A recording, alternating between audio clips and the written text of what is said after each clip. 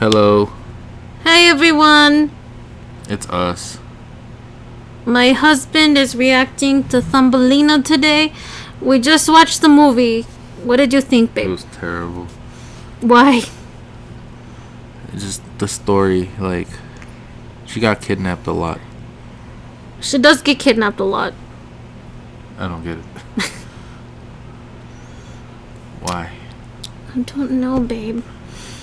I think because everyone thinks she's pretty, so they take her. Oh, Okay. So he didn't like the movie, so let's see what he thinks about the Hans Christian Andersen story. Hans Christian Andersen is actually one of my favorite fairy tale authors. he's made more? Oh, he's the one that wrote The Little Mermaid and Cinderella. Oh, that's cool. I mean, there's other variations of those fairy tales, but I think they're the ones he's best known for. Okay. They're actually pretty different than the Disney versions. They're not that. Scary? No, they're pretty scary. I wouldn't say that. They're not awfully scary, but Kind of scary. yeah, they're kind of. Some of his stories are sad. Well, that's what we like, right? Um, Sad stories. no. But here, let me start, and you kind of tell me what you're thinking as we go along. Okay.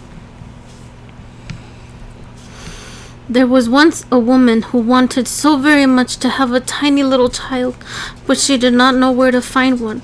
So she went to an old witch, and she said, "I have my heart set upon having a tiny little child. Tiny. Please, could you tell me where I can find one?" "Why, that's easily done," said the witch. "Here is a grain of barley for you, but it isn't at all the sort of barley that farmers grow in their fields or that chickens get to eat. That doesn't say cat, it says eat. Put it in a flower pot, and you'll see what you shall see." "Oh, thank you," said the woman. She gave the witch 12 pennies and planted the barley seed as soon as she got home. But it quickly grew into a fine, large flower, which looked very much like a tulip, but the petals were folded tight, as though it were still a bud. "This is such a pretty flower," said the woman. She kissed its lovely red and yellow petals, and just as she kissed it, the flower gave a loud pop and flew open. Scary. It was a tulip right enough, but on the green cushion in the middle of it sat a tiny girl. She was dainty and fair to see, but she was no taller than your thumb, so she was called Thumbelina. A nicely polished walnut shell served as her cradle. Her mattress was made of blue petals of violets, and a rose petal was pulled to cover her. That was how she slept at night. In the daytime, she played on a table where the woman put a plate surrounded with wreath of flowers. Their stems lay in the water, on which there floated a large tulip petal. Thumbelina used the petal as a boat, and with a pair of white horse chairs for oars, she could row clear across the plate, a charming sight. That's pretty cool. She could sing, too. Her voice was the softest and sweetest that anyone has ever heard. One night, as she lay in her cradle, a horrible toad hopped through the window. One of the panes was broken. This big, ugly, slimy toad jumped right down on the table where Thumbelina was asleep under the rose petal. This is the mom again, right? Yeah, this is the mom. That's terrible. She's ugly. I don't know, babe. What's considered an ugly toad? Are we being unfair to the toad? I mean, this lady is obviously a kidnapping stalker, but No, she deserves it. she deserves to be ugly. Yes. "Here's a perfect wife for my son," the toad exclaimed. She seized upon the walnut shell in which Thumbelina lay asleep and hopped off with it. Out the window and into the garden. A big, broad stream ran through it, with a muddy marsh along its banks, and here the toad lived with her son. Ugh! He was just like his mother. 30 Slimy years old. and horrible, huh? He's 30 years old, still living with his mom. And he doesn't have brothers in the story. No, it's weird. I like the other one. The brother? At least he wasn't all alone. I can't make toad noises. I don't know what that says. It says coax, brick. I can't do that. I don't know. I'll find a toad sound. It was all that he could say when he saw the graceful little girl in the walnut shell. Don't speak so loud, or you will wake her up, the old toad told him. She might get away from us yet, and for she is as light as a puff of a swan's down. We must put her on one of the broad water lily leaves out in the stream. She is so small and light that it will be just like an island to her, and she can't run away from us while we are making our best room under the mud, ready for you two to live in. What if a hawk takes her? They're under the mud, though. She's on a water lily. What if a fish eats her? Oh, that's true. I guess you have to. We're just gonna trust that you don't die or get eaten or get taken, even though we did exactly that to you. Yeah, that makes sense. Many water lilies with broad green leaves grew in the stream, and it looked as if they were floating on the surface. The leaf which lay furthest from the bank was the largest of them all, and it was to this leaf that the old toad swam with the walnut shell which held Thumbelina. The poor little thing woke up next morning, and when she saw where she was, she began to cry bitterly. There was water all around the big green leaf, and there was no way for her to reach the shore. The old toad sat in the mud, decorating a room with green rushes and yellow water lilies, to have it looking its best for her new daughter-in-law. Then she came, and her ugly son swam out to the leaf on which Thumbelina was standing. They came for her pretty little bed, which they wanted to carry to the bridal chamber. Before they took her there, the toad curtsied deep in the water before her and said, "Meet my son. He is to be your husband, and you will share a delightful home in the mud." In the mud. More toad noises that I don't know how to say. Bruh. That was all that her son could say. When they took the pretty little bed and swam away with it, left it all alone on the green leaf, Thumbelina sat down and cried. She did not want to live in the slimy toad's house, and she did not want to have the toad's horrible son for her husband. The little fishes who swam in the water beneath her had seen the toad and heard what she had to say, so up popped their heads to have a look at the little girl. No sooner than they had seen her than they felt sorry that anyone so pretty should have to go down to live with that hideous toad. No, that should never be. They gathered around the green stem which held the leaf where she was, and gnawed it in two with their teeth. Away went the leaf down the stream, and away went Thumbelina, far away where the toad could never catch her. So they didn't eat her, they helped her. She got out of there. Just in time. Thumbelina sailed past many a place, and when the little birds in the bushes saw her, they sang, "What a darling little girl." The leaf drifted further and further away with her, and so it was that Thumbelina became a traveler. A lovely white butterfly kept fluttering around her, and at last alighted to the leaf. Because he admired Thumbelina, she was a happy little girl again, now that the toad could not catch her.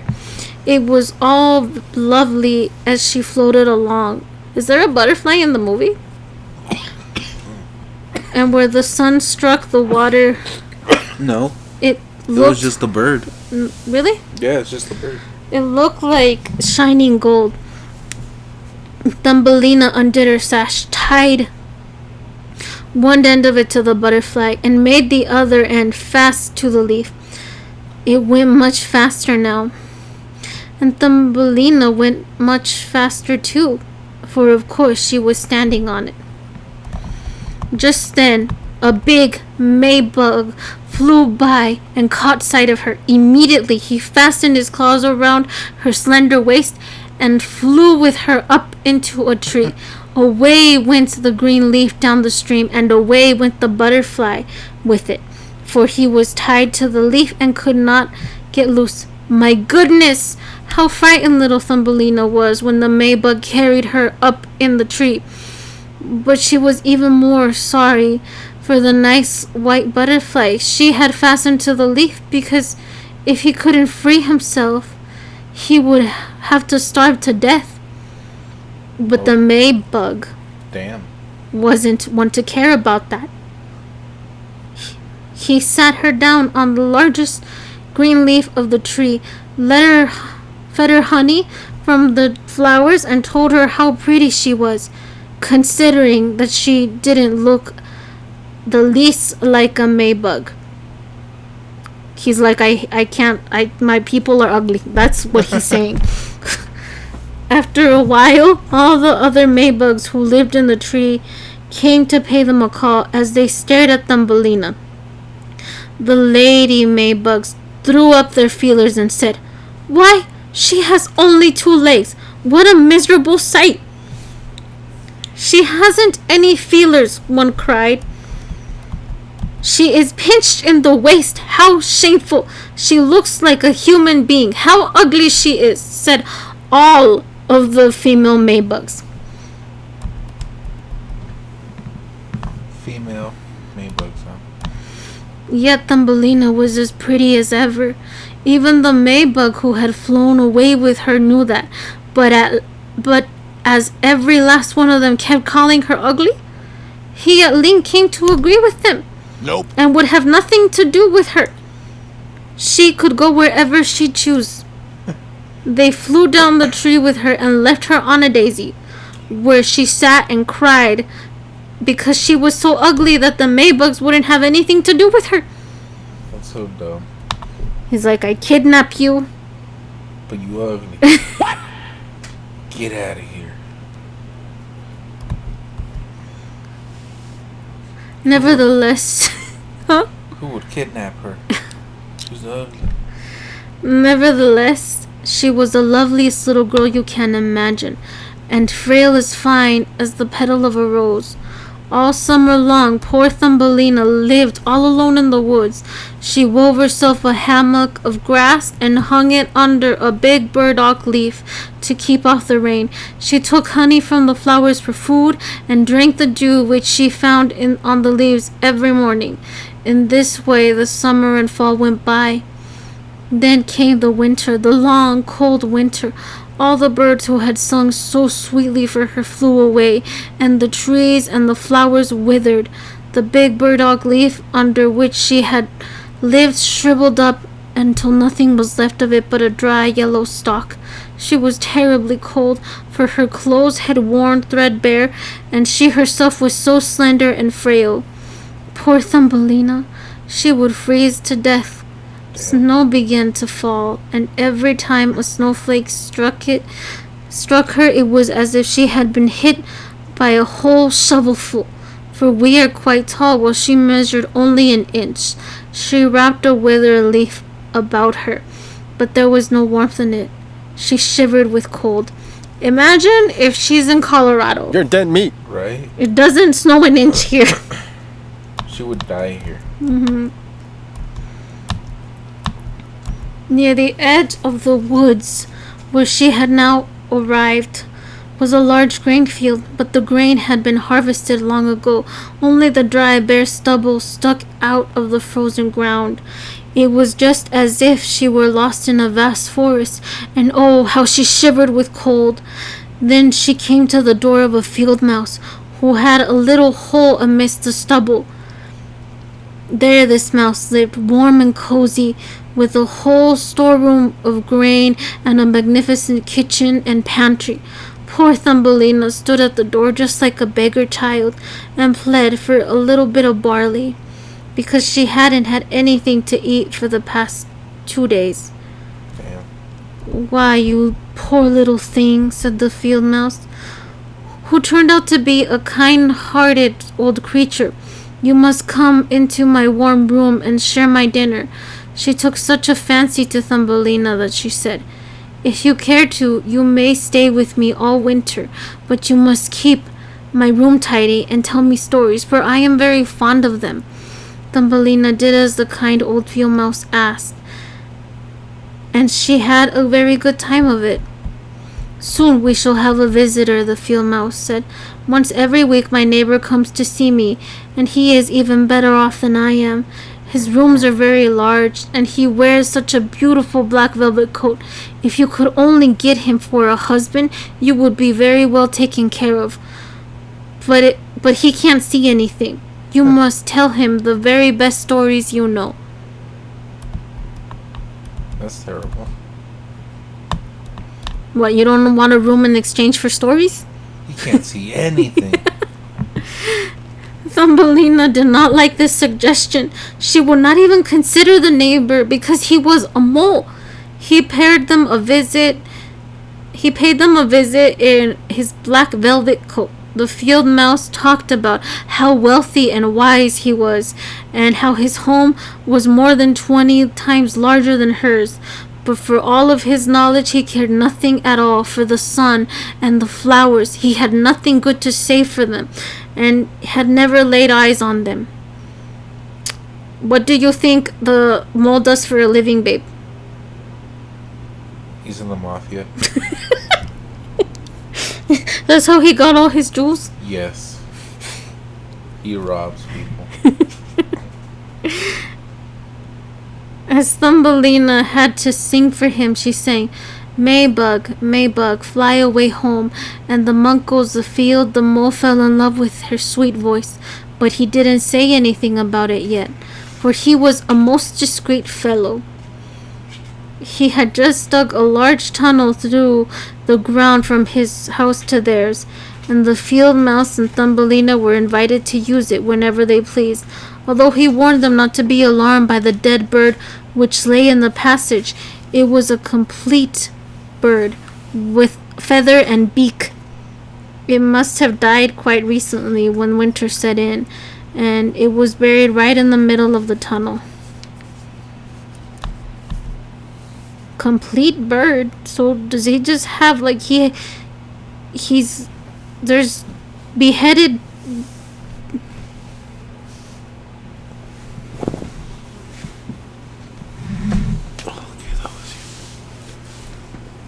He's beheaded, babe. he had beheaded birds, I guess. What an animal. The mole took in his mouth a torch of decayed wood. In the darkness it glimmered like fire. He went ahead of them to light the way through the long dark passage, where they came to where the dead bird lay. The mole put his broad nose to the ceiling and made a large hole through which daylight could fall. In the middle of the floor lay a dead swallow, with his lovely wings folded at his sides and his head tucked under his feathers. The poor bird must have certainly died from the cold. Thumbelina felt so sorry for him. She loved all the little birds who had sung and sweetly twittered to her all through the summer, but the mole gave the body a kick with his short stumps and said, Now you won't be chirping anymore. What a wretched thing it is to be born a little bird. Thank goodness none of my children can be a bird, who has nothing but his chirp chirp and must starve to death when winter comes along. Oh damn, he really does hate birds. Yes, you are so right, you sensible man, the field mouse agreed. What good is his chirping to a bird in the winter time, when he starves and freezes, but that's considered very grand, I imagine. I thought this lady was nice. What's going on here?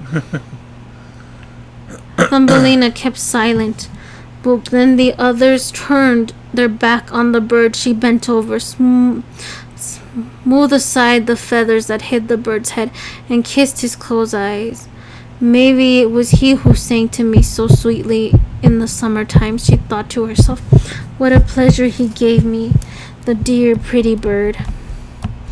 The mole closed up the hole that let in the daylight and then took the ladies home.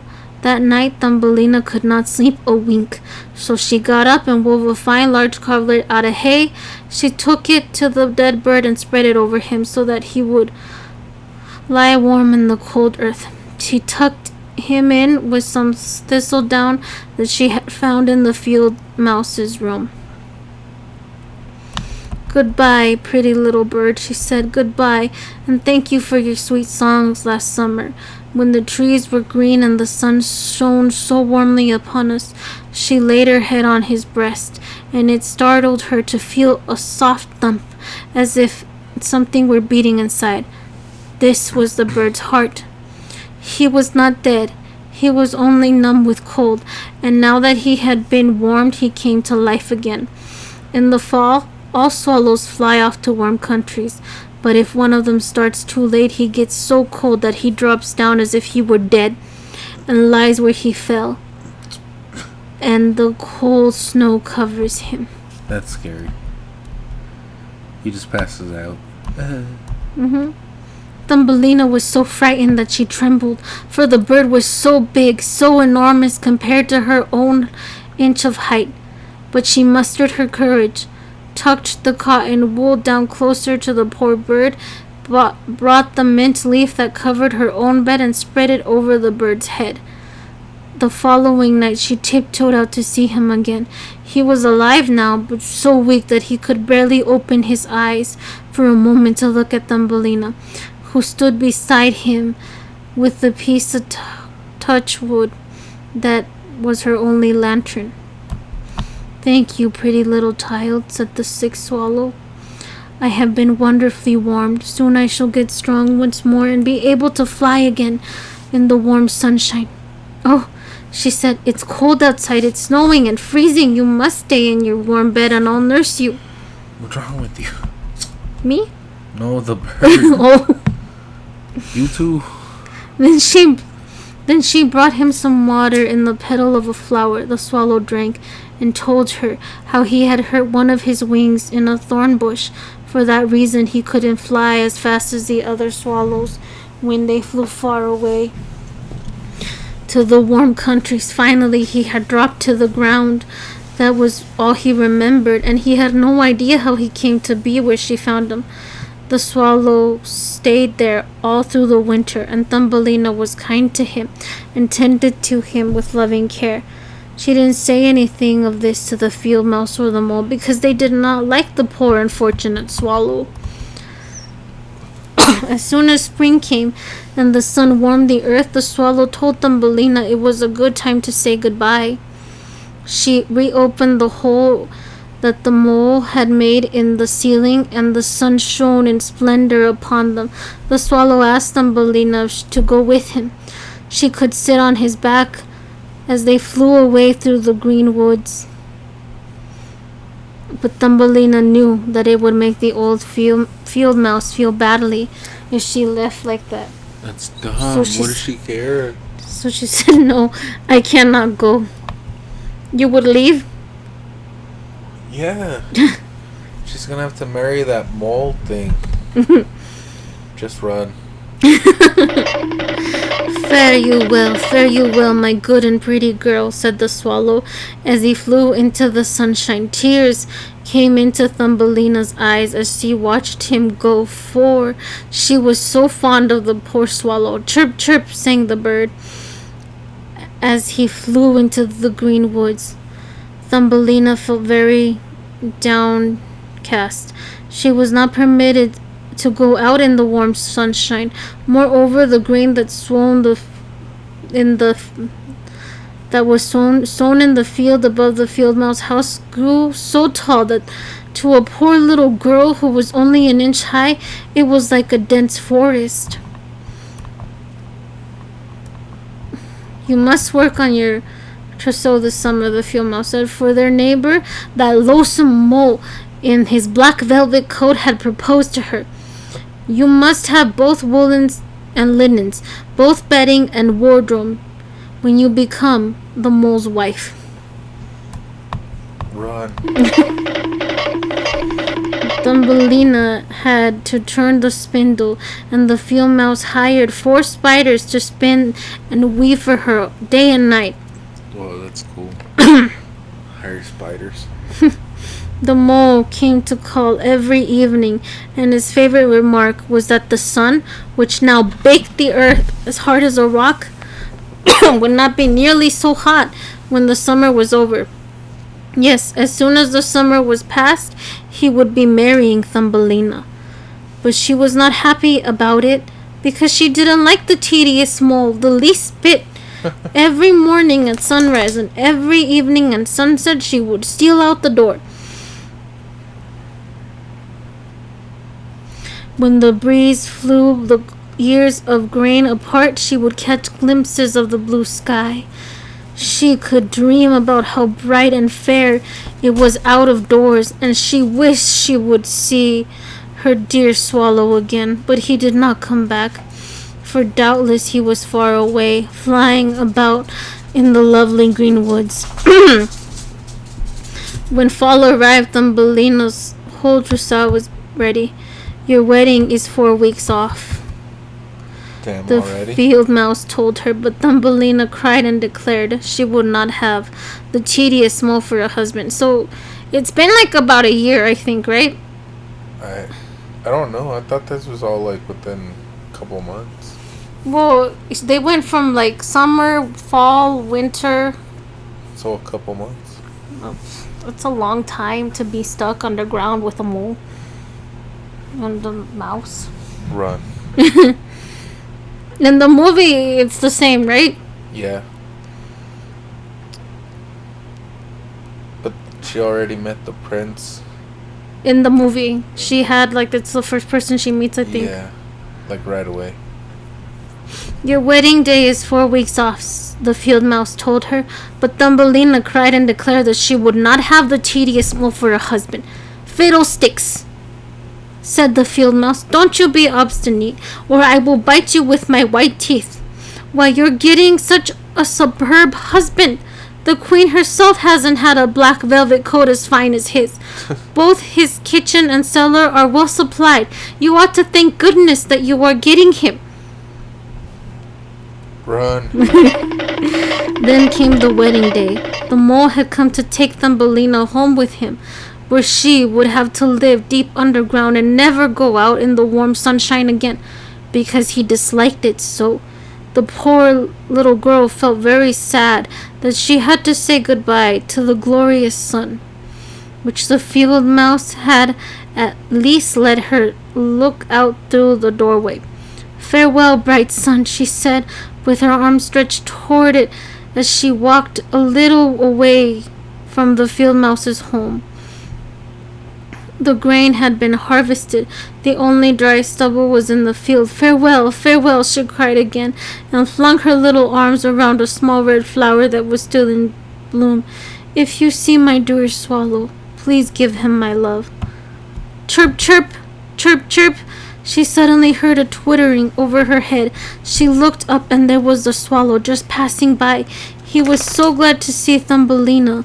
Although she told him how she hated to marry the mole and live deep underground where the sun never shone, she could not hold back her tears.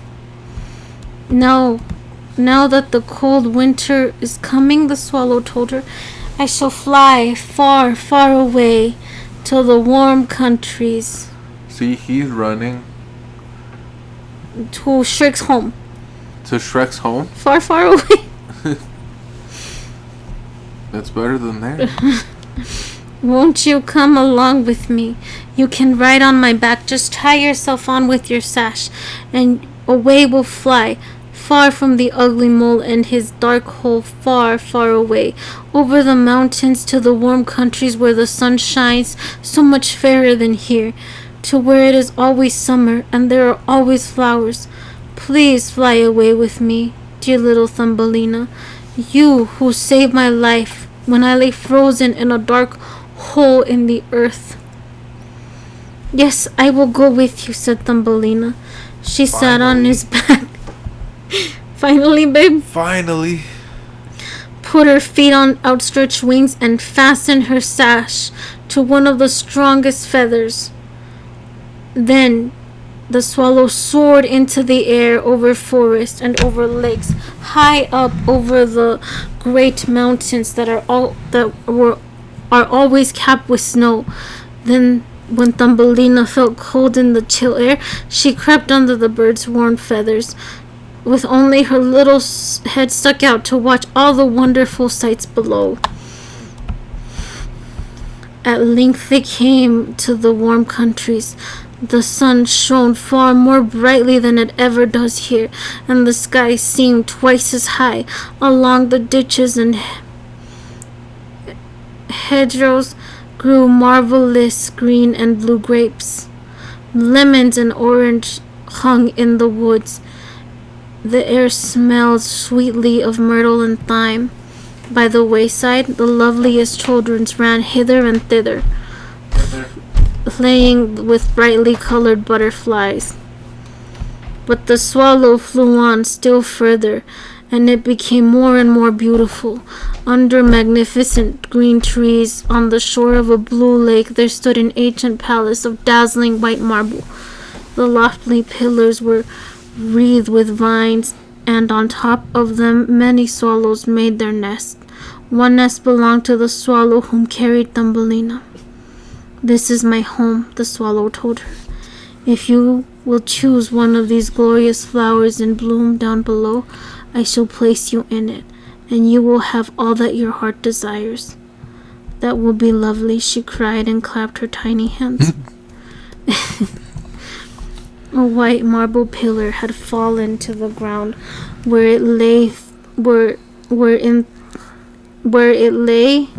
in 3 broken pieces. Between these pieces grew the loveliest large white flowers. The swallow flew down with Thumbelina and put her on one of the large petals. How surprised she was to find the center of a flower of a little man. A little man? As shining and transparent as if he had been made of glass. In the center of the flower? Uh-huh. That's where they come from. On his head was the daintiest of little gold crowns. On his shoulders were the brightest shining wings, and he was a bit bigger than Thumbelina. Was not a bit bigger than Thumbelina. He was the spirit of the flower. In every flower there lived a small man or woman just like him. But he was the king over all of them. Oh, isn't he handsome? Thumbelina said softly to the swallow. The king was somewhat afraid of the swallow, which seemed a very giant bird to anyone as small as he. But when he saw Thumbelina, he rejoiced, for she was the prettiest little girl he had ever laid eyes on.